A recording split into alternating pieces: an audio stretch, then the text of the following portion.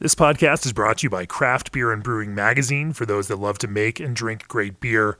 Learn more online or subscribe at beerandbrewing.com or find us on social media at Craft Beer Brew.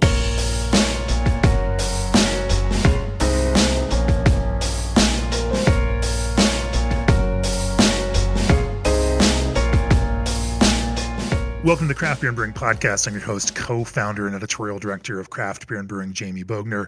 My guest on the COVID edition remote socially distant podcast episode today is Christopher Harris, founder of Black Frog Brewing in Toledo, Ohio. It's Toledo, right, Chris? Or are you in the outskirts? It is Toledo, but we're on the outskirts of Toledo. I'm born and raised in Toledo, but we're actually located in Holland, Ohio. Holland, Ohio. I first became aware of Black Frog, I guess it was 2016 when your PR media guy reached out and shipped us some beer way back in the day. You've been on the radar. We've talked to you about stories for Craft Beer and Brewing Magazine since then. And I'm excited to be able to have a conversation about brewing with you. Before we do that, nearly 2,000 breweries across the U.S., Canada, and Mexico partner with G&D Chillers. Innovative modular designs and no proprietary parts propel G&D ahead as the premier choice for your glycol chilling needs. Breweries you recognize like Russian River, Ninkasi, Jack's Abbey, Samuel Adams, and more. Trust G&D to chill the beer you love.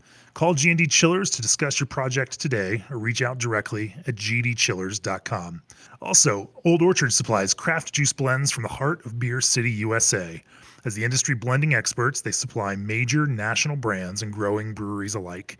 They've been the best kept juicy secret in craft beverage for years, but now the secret is out. Breweries across the board are experiencing a seamless transition to Old Orchard as their new juice supplier. So hop aboard the Old Orchard fruit train. Their sample kit starter pack is waiting for you at www.oldorchard.com/brewer.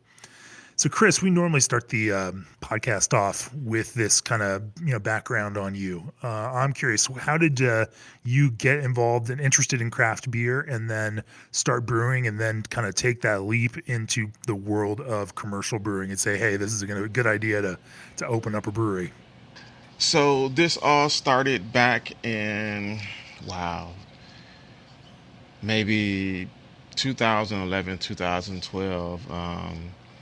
I was working at the Social Security Administration, and I've always loved beer. I can't say I've always loved craft beer, because I really didn't know what craft was back then. But That's how we all start. That is how we all start. And I got a Mr. Beer kit. I was just looking for a hobby, something to occupy my time. And I got the little Mr. Beer kit. I brewed my first beer, I bottled it, and tasted it, and it was like, to me, it was like, wow, I brew beer. And that's a loose term thinking about it now to where I'm at, from being a Mr. Beer kid, but I was really amazed. Sure. And the passion just grew from there. So from the Mr. Beer kit, I just really wanted to know everything there was about brewing beer. I went from a Mr. Beer kit to doing a partial mash, to doing making my own recipes, and just going all grain. And it just grew and grew and grew and grew. And so I was brewing so much beer, I couldn't drink that much beer, and I started giving it to family and friends. And they weren't enjoying it. And I think what happens with all brewers, it kind of crosses your mind. I wonder if I can do this professionally.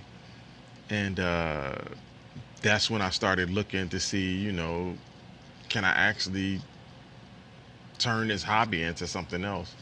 Sure. I started doing a lot of research. And there was a couple of breweries I modeled myself after. There's a brewery in Pennsylvania. They started out in their garage also, and then there's a guy out of Indiana, 17th Street Brewery. He started out of his garage also. Okay. So those were the two that I kind of modeled myself after, and or actually there was a guy in New York too, Blind Bat. And so I kind of looked at them and like, okay, if they can do it out of their garage, I can do it out of my garage. Um, and so I started the process to try and open a brewery. I knew I didn't have a lot of capital to work with. Um, so I took some money out of my 401k, converted half my garage into a yeah I converted half of it and bought some equipment and applied for my license. The federal license came pretty easy.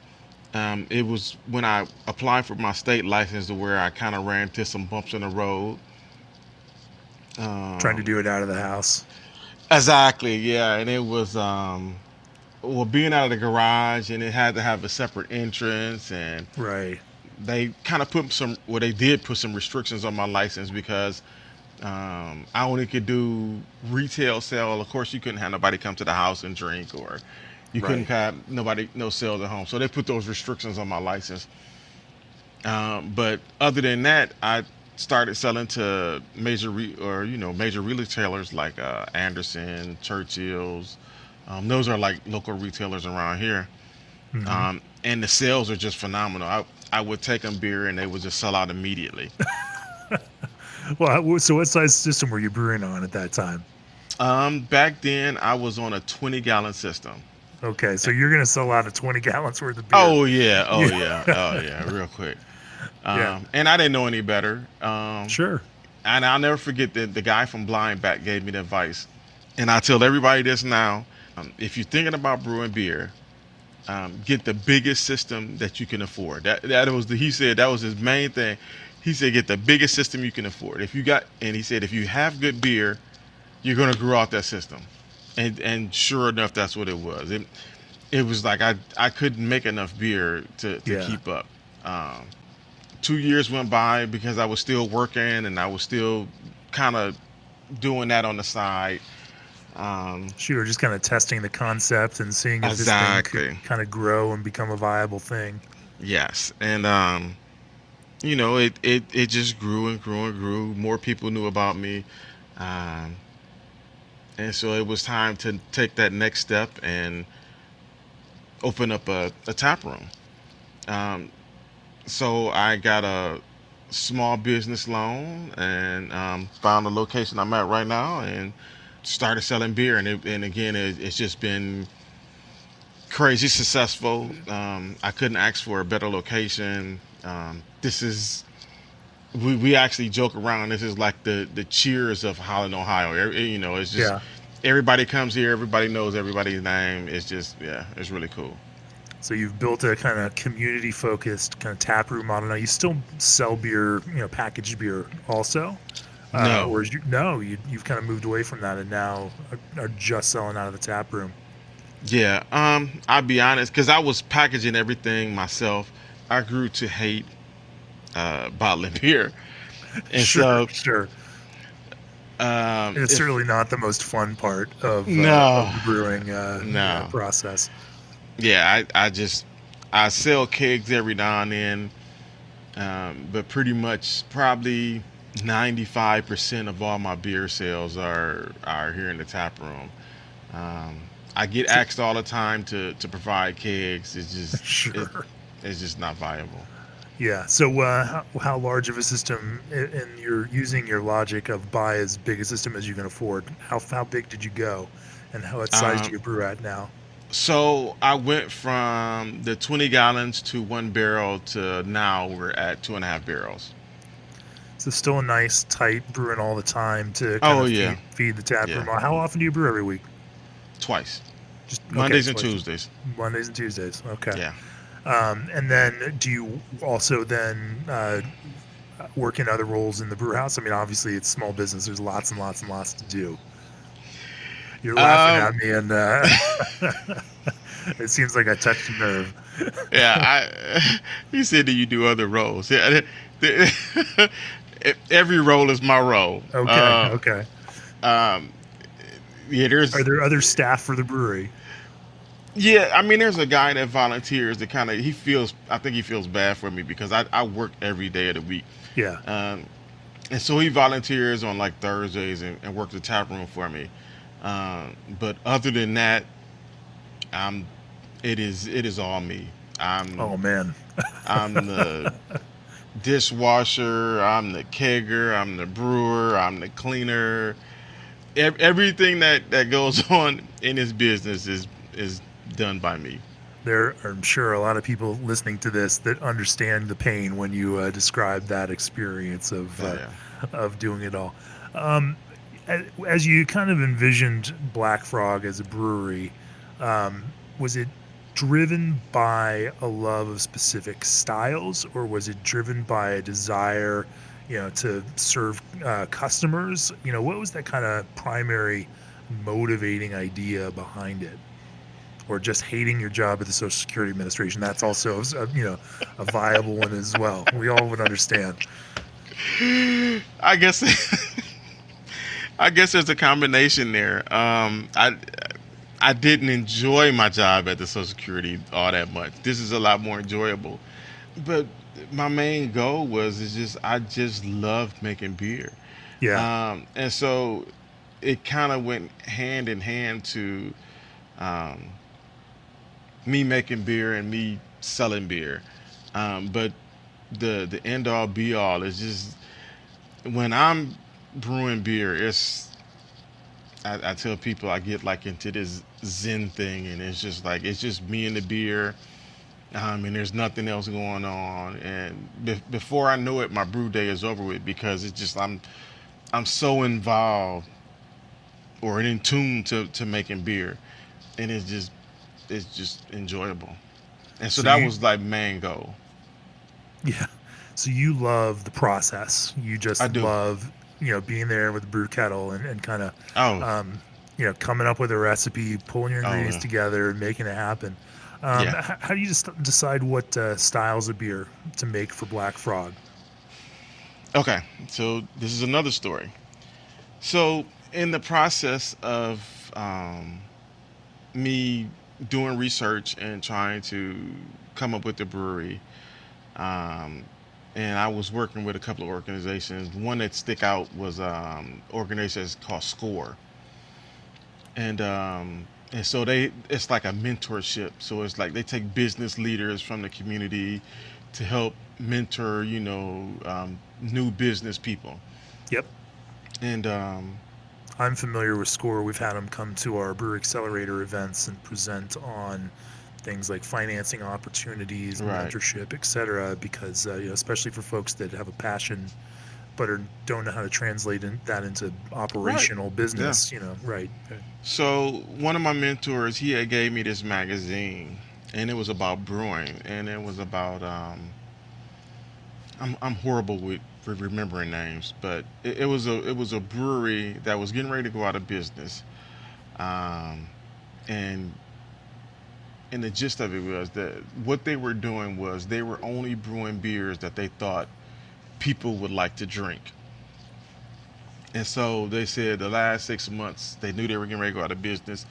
They said they were gonna brew beers that they love to drink. And when they started brewing beers that they love to drink, then the whole business model turned around. They became more successful, and they ended up not going out of business. So I kind of took that to heart when I read that. Was I said, well, I'm not going to try and please anybody. I'm just going to try and please me, and I'm gonna only make beers that I like to drink. And if I don't like to drink it, then I'm not going to make it. Which turns out to be really good for me, profitable for me. Is that a lot of people seem or tend to have the same taste buds I have, um, and so that's just my thing. Is that if I don't like a style of beer, I will not brew it. It sounds like you've kind of carved out an audience of people that like the kind of beer you like and understand your Yes, passion for it, and find that attractive because you have that kind of passion for what you make. right. Um, how do you find that audience as a brewer? It's you hang your shingle out as when you start brewing, and say, "Hey, we're a brewery making beer," and that process of figuring out who's going to like it and how that kind of person finds you certainly has to be another kind of challenge that you face. And in my case, it's pretty much just word of mouth. I don't Yeah, do a lot of advertisement or promotions. Um, it's pretty much word of mouth. People come here, they like what they have, they tell their friends, or it could be a program like this to where um, people hear it and are curious about. Oh, I've heard of Black Frog. I've always wanted to try that, and and then they come in and try it, and then if they like it, then of course, then they're spread the word to their friends, and and this is probably a fault of mine. I never was one to toot my own horn. I never was one to brag or boast. Um, I'm just me, and I'm just doing what I love. sure. Let's. I want to talk to you a little bit more about some of those beers specifically that you love and what you love about them and how you put a Black Frog spin on them. But before we do that, this episode is brought to you by Hopsteiner, your premium hop supplier, dedicated to delivering quality hops and hops products in every package. Visit hopsteiner.com for a complete list of offerings or select shop hops to start ordering today. Also, born out of a basement in Milwaukee a decade ago, Spike has grown to become a leading manufacturer of premium quality brewing equipment. So, if you're looking for a reliable system for home or commercial grade nano for your brewery, this is the time to buy. Spike is offering Craft Beer and Brewing listeners a special 10% off all 3 vessel system purchases while supplies last.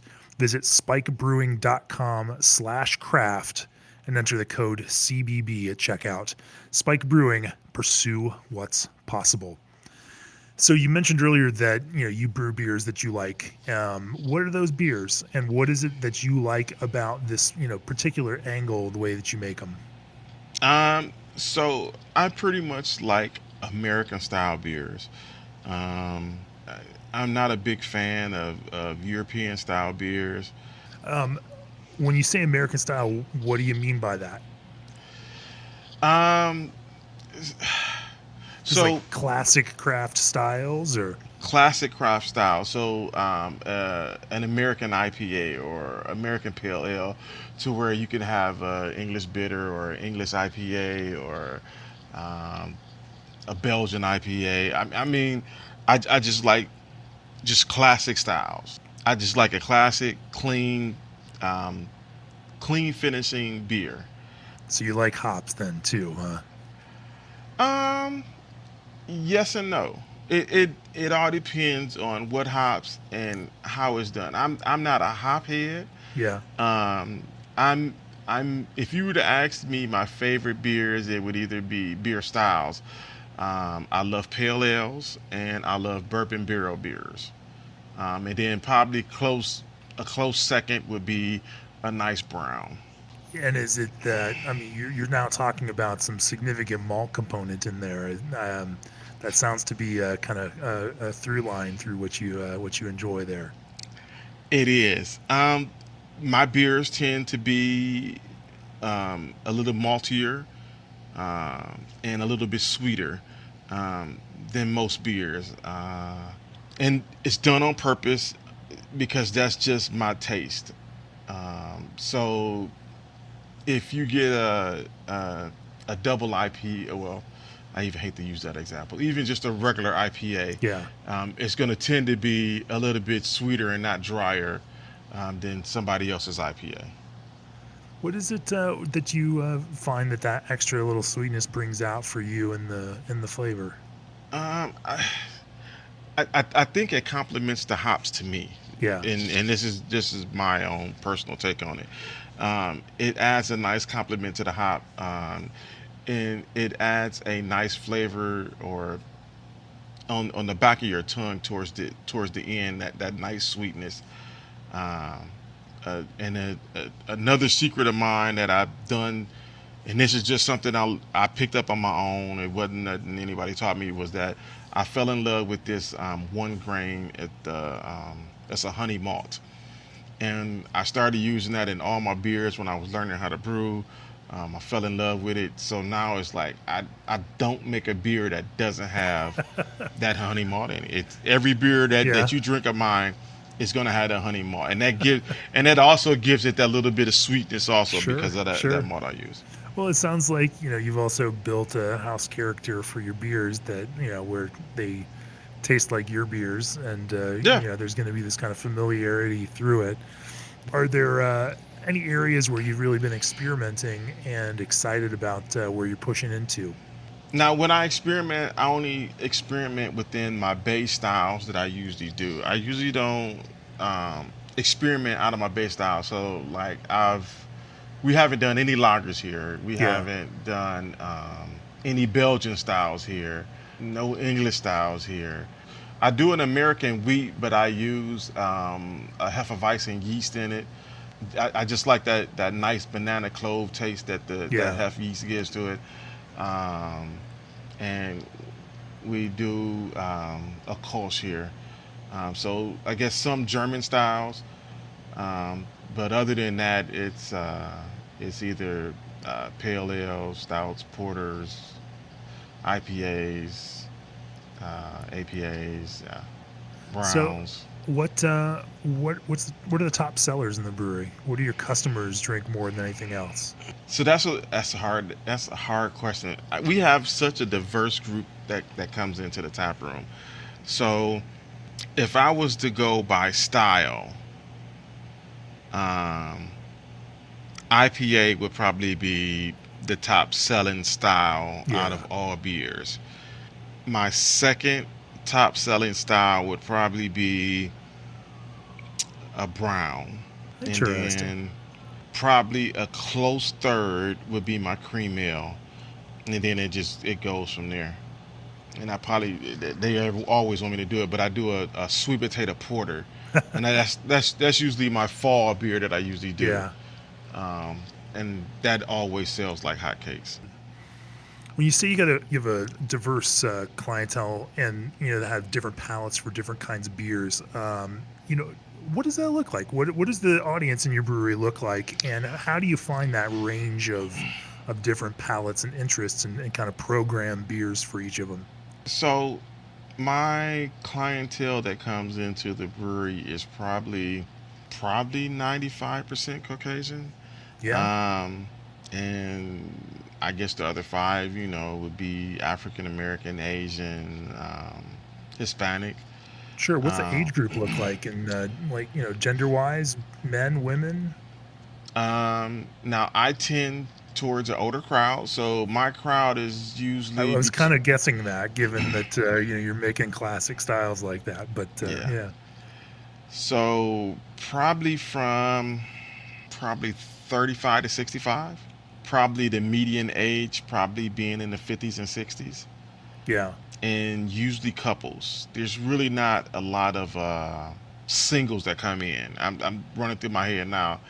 Um, Usually You everybody don't that have your regular barfly that just pops in at the same time every week for his and sits down at the bar for his beer. I do. Yeah, I mean there are a couple of people that are single, Yeah, um, but probably 90% are couples. yeah. I'm curious how that breaks down when you have a couple come in. Do they order the same beers? They order different beers? How do you see that kind of that kind of ordering thing shake out? Yeah, so all of my regulars, I typically know what they're going to order. Just when you just said the female, they come into mind. So there's a couple that comes in. They both drink. Well, I know for sure she's going to drink an IPA. He Yeah, may drink yeah. something else different, but she's definitely She's drinking an gonna order the IPA. IPA. Sure, sure. Uh, um, and I have It's so interesting that, like, yeah. within the beer industry we have this kind of, these kind of caricatures of these types of drinkers. But for our managing editor Joe, he is not a huge IPA fan, and his wife Kelly loves IPAs. And and so for any kind of rule or assumption we might come up with around genders and what they like in beer, like, I mean, there are No. plenty of ways to kind of disprove that. Oh, most definitely. Yeah, yeah. I think some of the women when I say hardcore, I don't mean they drink a lot, but they when I mean hardcore, I mean they will drink um, hoppier or more beers that have ABV, a higher ABV than Yeah. some males may drink. Interesting. They are maybe a little more on the experimental tip and they Oh can yeah, handle more intensity. Huh. yeah. That's kind of fascinating. Let's talk a little bit more about that. But first, this episode is brought to you by the Brewers Publications, publishers of Goza, Brewing a Classic German Beer for the Modern Era by Fal Allen. Goza explores the history of this lightly sour wheat beer style, its traditional ingredients, and special brewing techniques. Learn about salinity, spices, and lactic acid as you experiment with Goza recipes from some of the best known craft brewers of our time. Also, Craft Beer and Brewing's all access subscriptions give you a year of the print and digital editions of the magazine, plus access to our library of video courses, a special deep dive email only for all access subscribers, premium content, and all access exclusive merchandise. Go to beerandbrewing.com and click on the subscribe button to join now. I love that your female customers are the more adventurous of your customers. Are there you know any customers that have peculiar interests, or special requests, or anything that take you down a strange rabbit hole? No, not really. No, because Okay, I usually cover a style that fits everybody. Um, I usually have something that's hoppy for somebody. They want an IPA, or I usually have something that's a little bit malty. If they want a brown or a stout or a porter. Or I have something which I call my lawnmower beer, which is my cream ale, which is, I guess, if you're just graduating from Bud Light, you're and you're sure, trying to get sure. into craft beer, then this is the beer that you want to drink. So since you're also pouring beers and selling beers to folks, that kind of creates a unique experience where every interaction of buying a beer from you is generally also talking to the brewer and getting their perspective on that beer. For your customers, how valuable is that kind of educational piece of being able to ask questions, to learn about the beer, or even just talk to you and geek out about it with you? Oh, I love it and they love it. Um, I mean, because there's a lot of times people come in and they're curious about the beer making process, or how is it done, or what ingredients are used. And since this is such a small space, I mean, I usually walk around the bar and I go back there and grab some hops or grab some grain, and I'll bring it right back out to the customers and be like, hey, smell this, or here, taste this. And um, I guess people really really like that is because they're getting that personal lesson, that personal attention, from somebody that made the beer that they're drinking right then and there. That's really special, and I guess even your brew house, as I see it behind you right now, is pretty accessible and relatively. There's not like a long giant place to take a tour of, but No, I don't know if you want me to lift the camera up, but yeah, it's yeah. it's And so it's all right out there, and everyone sitting in it's there can see where the beer is brewed for yeah, sure. Your it's pretty process is transparent. exactly, yeah. So you But see everything that's going on. it's almost like eating a meal at a chef's table at a restaurant, where you can just sit right there And and see watch it all, everything. see it all happening right in front of you. Sure, sure. Um, let's pivot a little bit and talk about some of the issues that craft beer is trying to tackle in a kind of Okay. related to broader societal and cultural issues. Obviously, after the murder of George Floyd and protests over the last few weeks, that subject of how we do better, has kind of come up. I've watched it across social media. Breweries on a couple weeks ago on Instagram blacked out and made promises Hmm. on how they want to listen and how they want to do better, both by customers and by the industry as a whole. From your perspective, as an African American craft brewer who's been in this now for more than half a decade, um, how can craft beer as a broader community uh, serve people of color, and also, not just from a market to people of color, because that's not the point either, but embrace diverse, members of diverse communities, create experiences that are more relevant to diverse communities, make an environment that's welcoming to them, um, foster. Well, I'm making this question too big. I'll follow up with a few more. But from your perspective, what do you think that big challenge is that craft beer, in a broader communal sense, faces, and what are some of the steps that other brewers can take to help, kind of widen the welcome, which is the term that we've used when writing about it before. Um, so probably some immediate steps that could be taken right now is maybe some type of mentorship. Um, and I like what you said, not just to market to the African American community, but I've always felt that there needs to be more people of color, and not just African Americans, but all people of color, Yeah, in the craft beer industry. Um, and I think if there were more people of color in the craft beer industry, that would help diversify craft beer itself. Um, it wouldn't hurt to have the input, or from someone in the African American community, or the Hispanic community, or the Asian community. Their viewpoint may be different than that bearded white guy that everybody sees or associate craft beer with. Um, and then I think if there were more people of color in the craft beer community, it could only help the craft beer community, because when you start seeing people that look like you working for these craft beer companies, I think people are more likely to spend their dollars with that company, because they feel like they're being represented by that particular company. Um, but if all you see is bearded white guys, you're sure, sure. you only thinking, and I don't see you, so I don't know if you're a bearded white guy. I have no beard. I am a white guy, but I have no beard.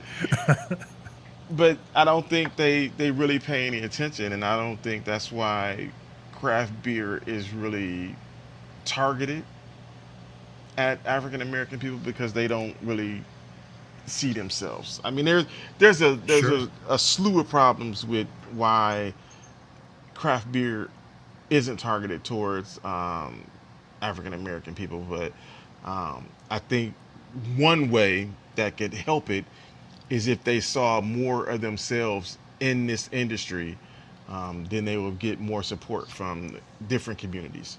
That kind of representation really matters. You're right. And if Yeah, you don't see the role models out there, and you don't, understand that that is a path you can follow, then it's hard to get in there. It's also hard, especially for breweries that are owned and operated or managed by white people, to break out of inherent biases that, especially when it comes to like hiring. This is something that we've written about in our brewing industry guide. Kate Burnett wrote a great story for our spring brewing industry guide, and looking at how breweries can diversify their hiring practice to do exactly what you just said, to employ people and give people a voice in their businesses that look different than them. Like, it can even be hard to get through an interview process, if you've got a white taproom manager that, like, hires other white bearded dudes like them. right, right, It can be hard to see the value and experience, or not even experience, but potential, you know, right. in an employee that, comes out of a different background. I do like that. The piece you brought up about mentorship and entrepreneurship. That craft beer as a whole can and should find more ways of fostering young people of color who have an entrepreneurial bent, who Oh, could and should get into business. Um, And I imagine a few come and talk to you from time to time with some sort of interest because you then become a bit of that role model and a Right. potential path to follow. Right. You know, how often does that happen? And what do you, from your perspective, what can the rest of craft beer industry do to help those folks, get their foot in the door? When I started, I didn't really. I told you I had models, but I didn't have the roadmap. So I knew what those other breweries were doing, but I didn't know how they did it. And so when I started, I had to figure all of that out myself. I had to figure, what paperwork is needed for this, or how do I pay, what needs to be paid for this license, or how do you obtain this license, or I had to lay all that groundwork myself. So what I have been doing is sharing that knowledge. So there's young brewers coming up that want to get into the craft beer game. I'm saying, hey, you need this, you need this, you need this, you need to um, talk to this person, or you need to file for this application. So whatever knowledge I have or receive from me going through my trials and tribulations to get the brewery started, I don't want them to have it as rough as I did to get in. And that's fantastic. Are there ways that we can even go further? Because as you mentioned, without that kind of representation or without that presence in communities of color, because there just aren't a lot of craft breweries out there located in communities of color where people get into it and drink, Right, become a part of this. You have younger people that may be looking at potential careers, but not even understand that this is a thing.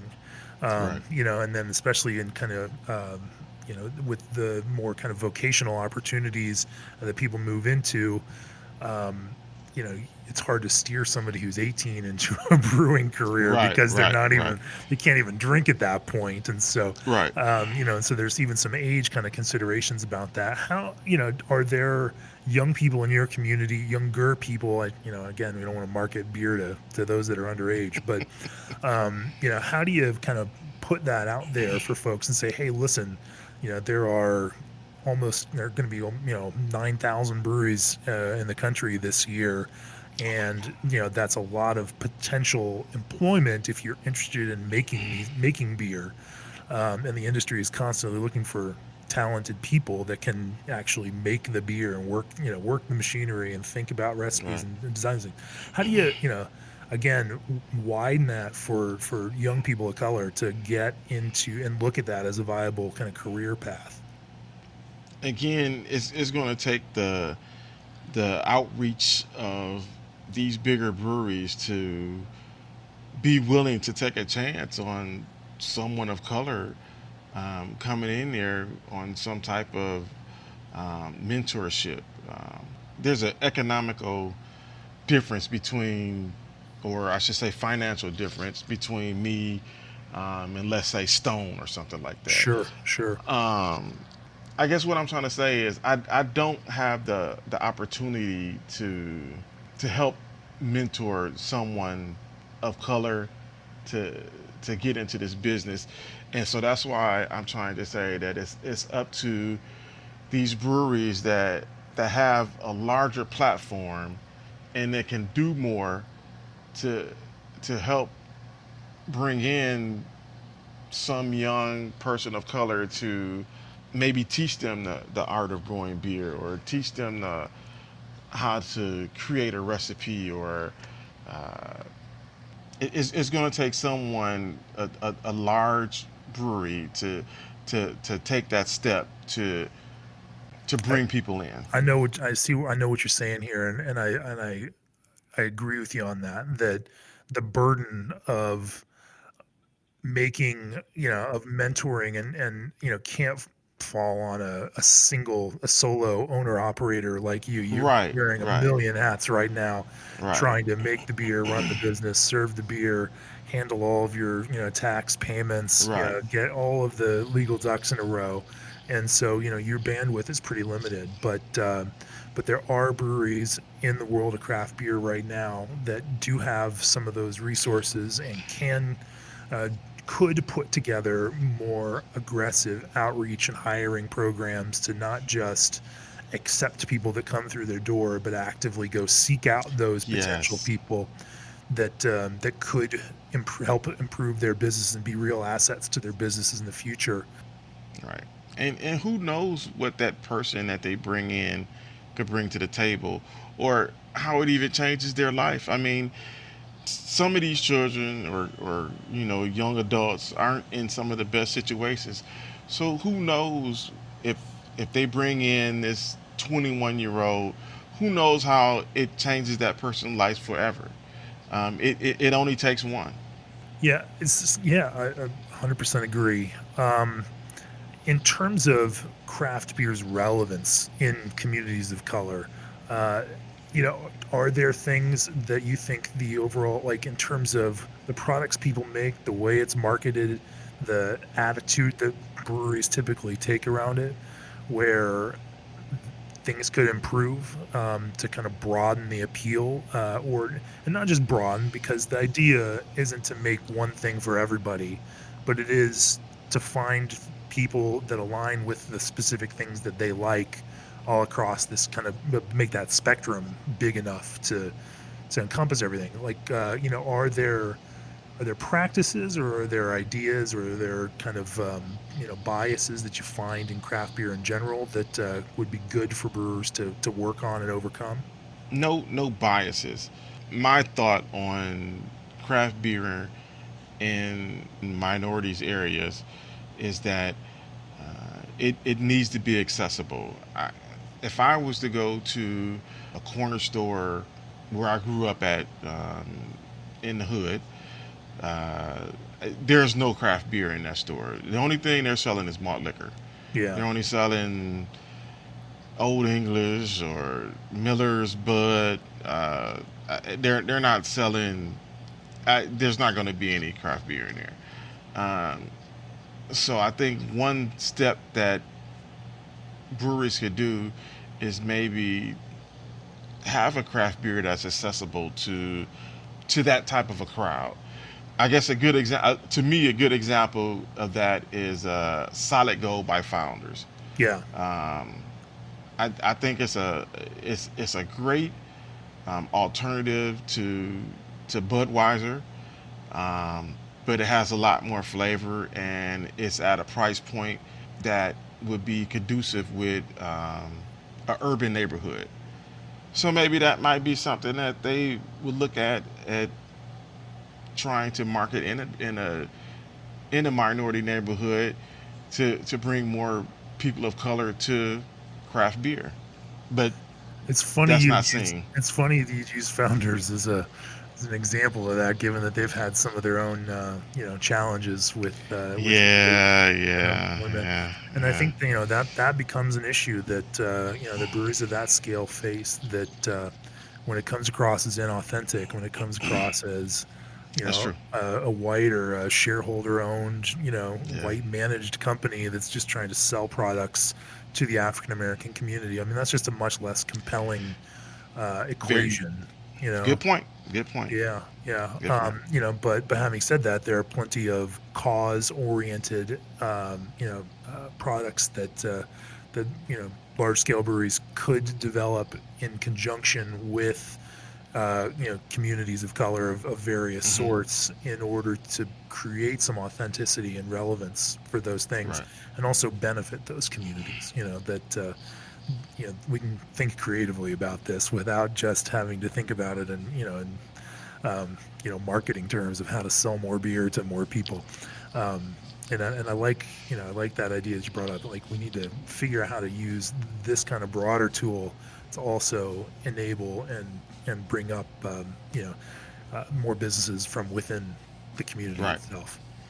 Um, are there is there anything any other takeaways that you might have for those of us out here in the broader world of craft beer about what we should be paying attention to and how we should focus, and how we can listen and do better at this.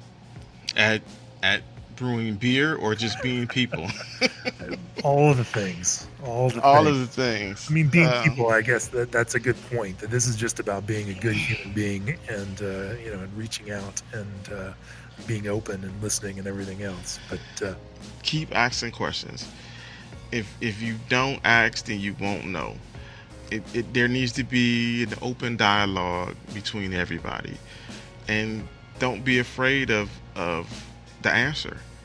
Once everybody understands where people are coming from, I think we have a chance to heal and to come together all as one. I guess in closing, I guess we just all need to work together and try and work everything out. Well, I appreciate you talking to me about this. I know, we're having this conversation because, like I said, brewers want to listen, and in order to listen, we've got to listen to voices that come at it from maybe a slightly different viewpoint than ours, and so that's going to been our goal with this, to back up and listen a little bit and see if there's some other viewpoints that we can take into consideration as we think about what we do.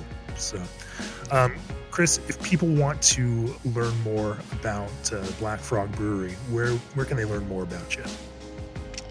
So you can hit us up on Facebook, Instagram, or Twitter. The Twitter handle is Black Frog Brewer, not brewery. And you can go to our website at www.blackfrogbrewery.com. Cool. Nearly 2,000 breweries across the U.S., Canada, and Mexico partner with G&D Chillers. Old Orchard supplies juice blends from Beer City, USA. Hopsteiner is your premium supplier for quality hops and hops products. Spike is your source for reliable home and nano systems. Put Goza, brewing a classic German beer for the modern era, on your reading list. And Craft Beer and Brewing's all-access subscriptions are the best way to support this very podcast. Christopher Harris, Black Frog Brewery, thank you for joining me on the podcast. Cheers. Thank you so much for having us. Cheers. I should have had a beer.